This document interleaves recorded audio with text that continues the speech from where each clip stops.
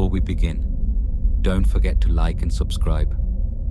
I share chilling mysteries and eerie stories like this every single day. And tonight's story is one of the ocean's most enduring ghost tales. December 1872. The open Atlantic. Grey swells rolling endlessly under a pale winter sky. Wind clawing the sails of ships carrying families, crews, and cargo between Europe and America. And then, a discovery. A ship. Adrift. Her sails half set, ragged in the wind. Her wheel unmanned. Her decks empty. When sailors from another vessel boarded, they found food still in the galley. Cargo untouched, personal belongings neatly arranged in the cabins. It looked as though the crew had simply vanished. This was the Mary Celeste. And what happened to her captain, his wife, their little daughter, and 7 sailors remains unsolved more than 150 years later. But to understand how chilling this ghost ship was, we have to go back to the beginning. The Mary Celeste was a 2-masted brigantine, about 100 feet long, built in Nova Scotia in 1861. And from the start, she seemed unlucky. She ran aground once, was battered by storms, changed owners multiple times. Some sailors muttered she was cursed, but others shrugged and said, "A ship is only as cursed as her captain is careless."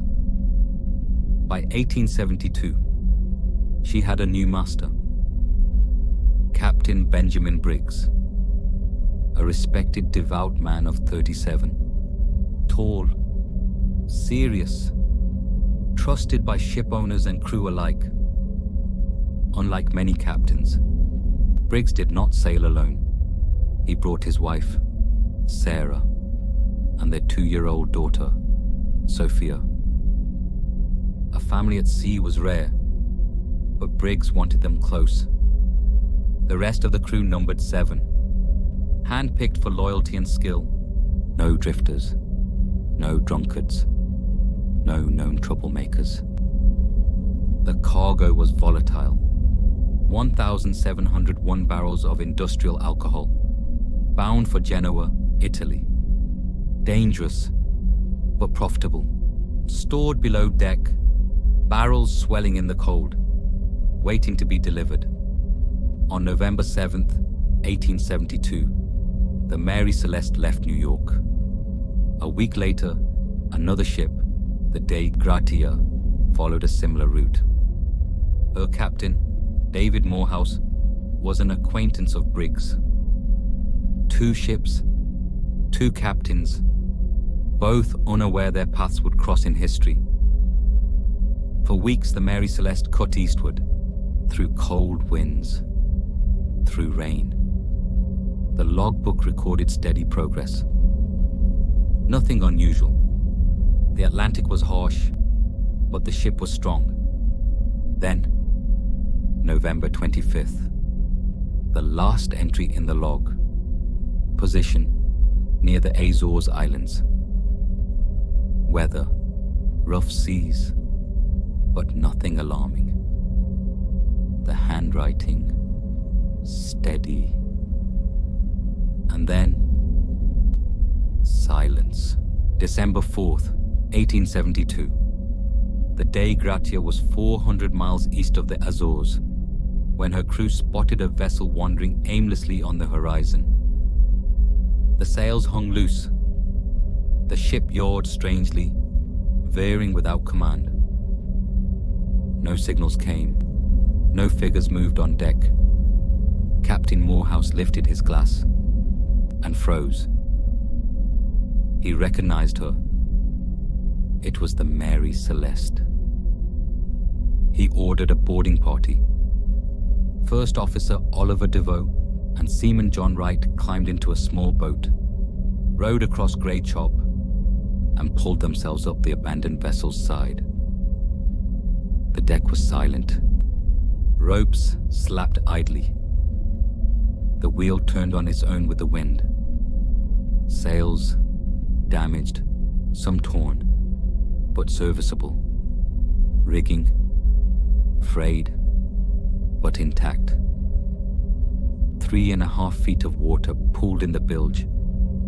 Enough to cause worry, but nowhere near enough to sink her.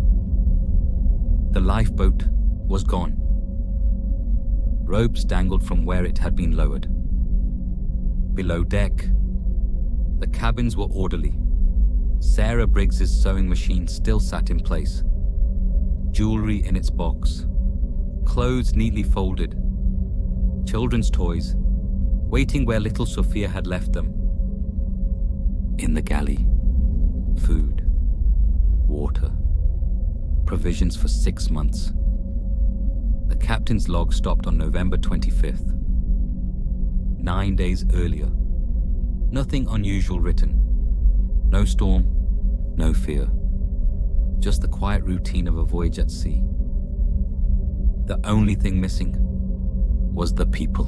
When the Mary Celeste was towed into Gibraltar, the inquiry began. The cargo was mostly intact. 9 barrels had leaked, but the rest untouched. No sign of violence, no blood, no valuables missing.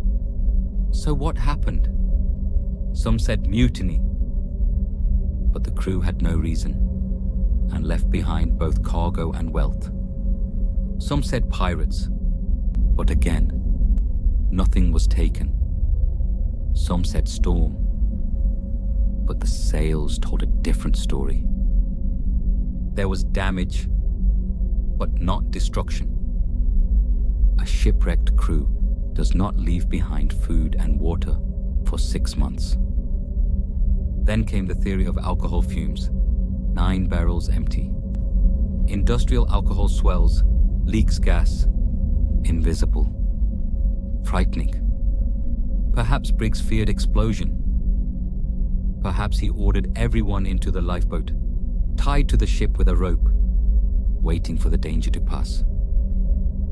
But what if the rope snapped? What if the lifeboat drifted into the horizon, leaving the Mary Celeste to sail on without them? Another theory.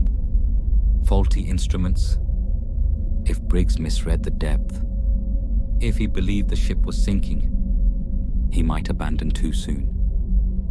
Each theory had a piece of truth, but none explained everything. Why leave personal belongings? Why was the log so calm, so routine, until the very end? Why vanish without a trace? From a ship that could still sail, the press feasted on the mystery, but facts weren't enough. So the newspapers embroidered. They wrote of meals still warm on the table. False, but chilling. They wrote of log entries about sea monsters and ghost lights. False, but unforgettable. The story spread across taverns, ports, and parlors. The Mary Celeste became legend. A ghost ship. Sailors muttered she was cursed. Owners struggled to profit from her. She changed hands again and again. Each voyage, misfortune, until finally, in 1885, she was deliberately run aground in Haiti in a fraudulent scheme. Her bones left to rot on a reef, but her legend lived on. Some swore they saw her crew years later, wandering coasts in rags, with no memory. Others claimed abduction, by aliens, by spirits, by something in the waves. The Mary Celeste became a canvas, and people painted their fears across her sails. So what happened aboard the Mary Celeste? Maybe it was fumes. Maybe it was panic. Maybe one cautious decision became fatal. Or maybe something stranger. A madness that crept across the crew like mist. A sound in the water, a vision no one could shake. An omen that sent them fleeing into the sea. the truth drowned with them. The ocean does not give back what it takes. The Mary Celeste drifts still. Every time her name is spoken, her empty decks creaking in the swell, her sails snapping at the wind, haunted not by what is there, but by what is not. Before you leave, don't forget to like and subscribe. I share chilling mysteries like this every single day. And tomorrow, another story waits in the dark.